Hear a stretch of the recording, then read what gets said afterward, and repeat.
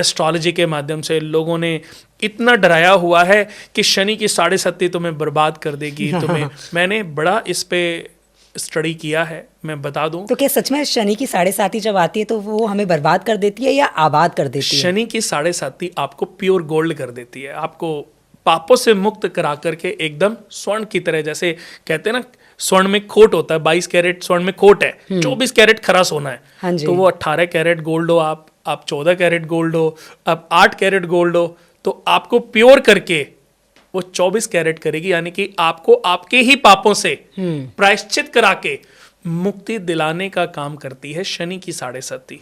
तो शनि की 7.5 किसी भी वे में गलत नहीं होती। शनि की 7.5 ऑलवेज अच्छी होती है, और जब मनुष्य के जीवन में आती है उसको उसके पापों से मुक्ति दिलाकर उसको सुख में के रास्ते पर ले जाने का कार्य करती है।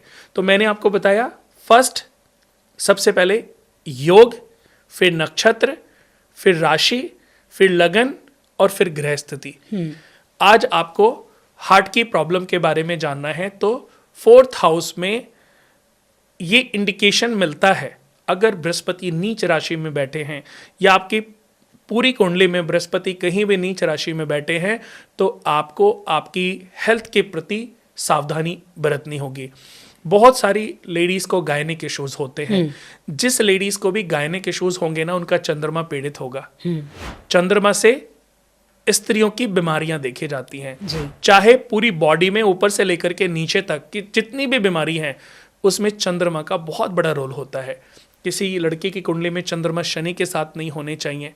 अगर विष योग बन जाए तो गायनिक इश्यूज बहुत ज्यादा रहेंगे, सिस्ट पैदा हो सकती हैं, वो सिस्ट कैंसर का रूप ले सकती हैं।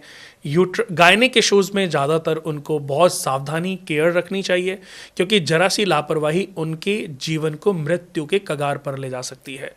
तो ये सबको समझना होगा कि आपके जन्म कुंडली में ये जो ग्रह बैठे हैं, देखिए भाव हैं 12 जी, 12 भाव में 9 ग्रह विद्यमान होते हैं। हाँ जी। लेकिन ये 12 भाव में 12 राशियां भी होती हैं। ये 12 भाव जिन जिन राशियों के मालिक हैं, जिन जिन भावों के मालिक हैं, उसी के आधार पर व्यक्ति को अच्छे और बुरे फल देते हैं।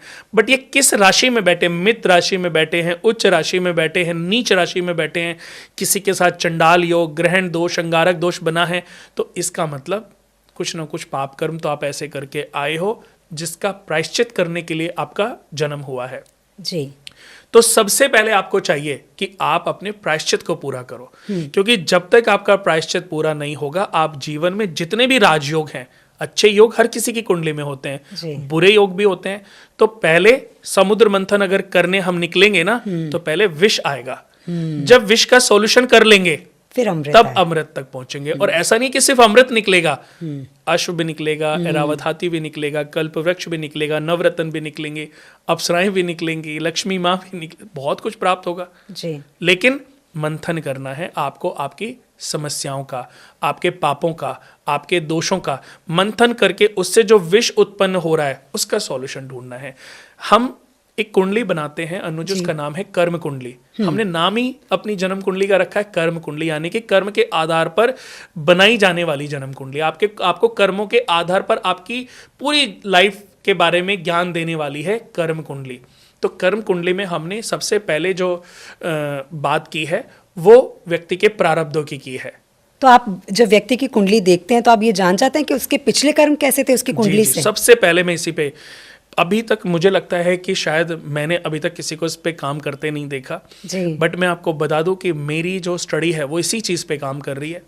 मैं करीबन 25 सालों से, जो स्टार्टिंग के 10 साल थे, 10 सालों में तो मैंने ये समझा है कि ज्योतिष काम करता है या नहीं करता है।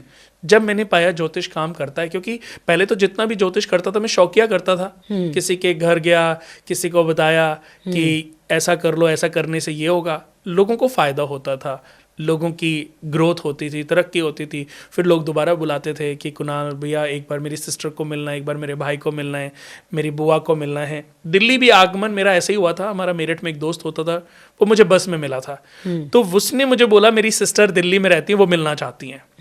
तो देखा जाए रोहिणी सेक्टर 13 में मैं सबसे पहले 2005 में मैं आया था देहरादून से। मैं देहरादून रहता था। अच्छा। तो भारत अपार्टमेंट में मेरे राहुल दोस्त है और उसकी सिस्टर का नाम है संगीता दीदी हैं, आज हमारा भी बड़ा अच्छा प्यार है उनके साथ। तो उनको वो घर खरीदना होगा, तो उन्होंने कहा कि किसी से वास्तु कराओ। तो अब मेरे दोस्त को ऐसी बस में मिले थे, हम बस में ही दोस्त बने, तो उसने पूछा कि क्या करते हो, मैंने कहा एस्ट्रोलॉजी और वास्तु करता हूँ। तब शायद 1% आज की नॉलेज के आगे 1% की भी नॉलेज नहीं होगी। ठीक है। तो उनके यहाँ मैं आया, उनके यहाँ मैंने पिरामिड्स लगाए और पूजा की। उनका वो घर को खरीदना चाहती थी, उन्होंने वो घर खरीद भी लिया। अब मुझे लगता है कि कुछ आपके कर्मों के आधार पर यश भी लिखा जाता है। आप हर पल जो कर्म करते हो उसके आधार पर भी फल तैयार होता रहता है। भविष्य में कहते हैं ना, एक गड्ढा खोदोगे तो 4 गड्ढे खोदेंगे, एक अच्छाई करोगे तो 40 अच्छाइयां आपके लिए आने वाले समय में इंतजार कर रही हैं। तो भगवान ने शायद वो, ना कोई फीस थी ना कुछ था, एक रिश्ता था, प्यार था, एक दोस्त की सिस्टर थी, बस उन्होंने मुझे बुलाया। उन्होंने फिर 2 लेडीज़ को बुलाया, 2 से 4, 4 से 40, 40 से 4000 बनते देरी नहीं लगी जी। मैं 6-7 में दिल्ली सेटल ही हो गया था। तो आप जब अच्छा कर्म करते हो ना, तो ईश्वर भी आपको और प्रोटेक्ट और सपोर्ट बार बार आपके सामने ऐसी स्थितियां लाते हैं कि वो आपके लिए परीक्षाएं होती हैं। और अगर धीरे धीरे आपने उन परीक्षाओं को पास कर लिया, तो भगवान जब देने पे आते हैं वो देने में भी कोई कमी नहीं करते। तो ज्योतिष को 10 साल मैंने सिर्फ ये समझने की कोशिश करी ये काम करता भी है कि नहीं।